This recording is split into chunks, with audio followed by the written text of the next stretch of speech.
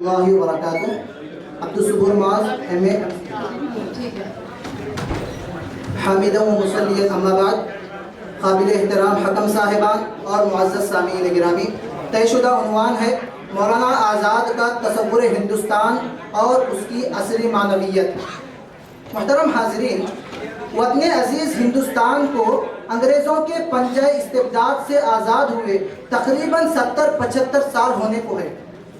لیکن آج تک بھی مولانا ابوالکلام آزاد علیہ الرحمہ نے جس قسم کے ہندوستان کا تصور پیش کیا تھا، اس قسم کے ہندوستان اس روئے زمین پر پایا ہی نہیں جاتا. حاضرین، یہ بات میں کہوں تو بیجا نہ ہوگا کہ مولانا آزاد نے 1947 سے قبل جس ہندوستان کا تصور پیش کیا تھا، اس روئے زمین پر آج من وان ایز اٹ از ویسا ہندوستان پایا ہی نہیں جاتا.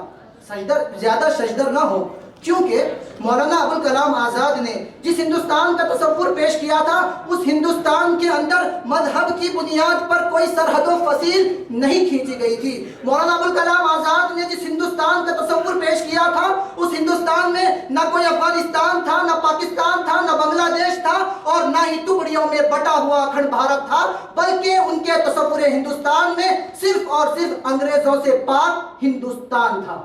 حاضرین گرامی، یاد کیجئے 1947 کے اس پرآشوب دور کو،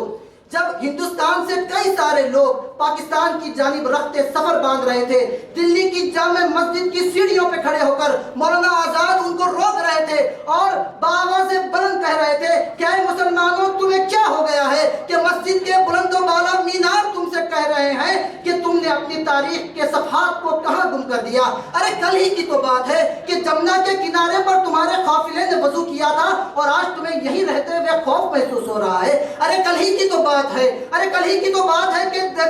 دلی کی سرزمین کو تم نے اپنے خون سے سیراب کیا تھا اور آج تمہیں یہاں رہنے میں ڈر محسوس ہو رہا ہے. ارے وہ تمہارے اسلاف ہی تو تھے جو سمندروں میں اتر گئے، پہاڑوں کی چھاتیوں کو رون ڈالا، آندھیاں آئیں تو ان سے کہہ دیا کہ یہ تمہارا راستہ نہیں، بجلیاں اٹھی تو ان کا رخ موڑ دیا، اور بادل گرجے تو قہقہوں سے جواب دیا. ارے ایمان کی جھانکنی ہی تو ہے کہ شہنشاہوں کے گریبانوں سے کھیلنے والے آج خود اپنے گریبانوں سے کھیل رہے ہیں اور خدا سے اس درجے غافل ہو چکے ہیں جیسے اس پر ایمان ہی نہیں تھا. حاضرین گرامی، مولانا آزاد نے جس ہندوستان کا تصور پیش کیا تھا، اس کا مقصد ہی یہی تھا کہ ہندوستان کے درمیان کوئی فصیل نہ کھڑی کی جائے. اور آج ہمیں اس کی معنویت میں نوان سامنے ابھر کر سامنے آ رہی ہے کہ جو لوگ اس وقت مولانا کی بات کو نظر انداز کر کے پاکستان چلے گئے تھے، آج تک بھی وہ اور ان کی نسلیں اپنے نام کے آگے سے لفظ مہاجر ہٹا نہیں پائے. اور آج تک بھی یہ دونوں ممالک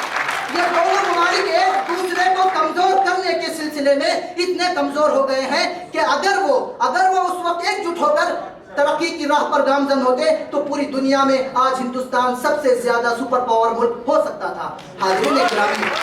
مولانا آزاد نے جس ہندوستان کا تصور پیش کیا تھا، اس میں نہ کوئی ہندو بڑا تھا، کوئی مسلم بڑا تھا، نہ سکھ بڑا تھا، نہ ہی عیسائی تھا، بلکہ مولانا نے کہا تھا کہ سب بھائی بھائی ہیں. یعنی چمن میں اختلاط رنگ و بو سے بات بنتی ہے، ہم ہیں تو کیا ہم ہیں، تم ہو تو کیا تم ہو. یہ تصور مولانا آزاد نے پیش کیا تھا، اور جب اس کی خلاف ورزی کی گئی تو آج ہم اور آپ دیکھ سکتے ہیں کہ مولانا آزاد نے 1946 میں جو بات کہی تھی کہ اگر کوئی فرشتہ آسمان کی بلندیوں سے اتر کر بھی قطب مینار پر کھڑے ہو کر یہ اعلان کرے کہ اگر 24 گھنٹے کے اندر سوراج مل سکتا ہے، شرط یہ ہے کہ ہندوستان ہندو مسلم اتحاد سے دستبردار ہو جائے، تو میں سوراج سے دستبردار ہو جاؤں گا. کیوں؟ اگر سوراج سے دستبردار ہو سکتا ہوں تو اسے ہندوستان کی آزادی میں داخل ہو سکتی ہے، لیکن ساری عالمی انسانیت سے محفوظ رہ سکتی ہے. السلام علیکم.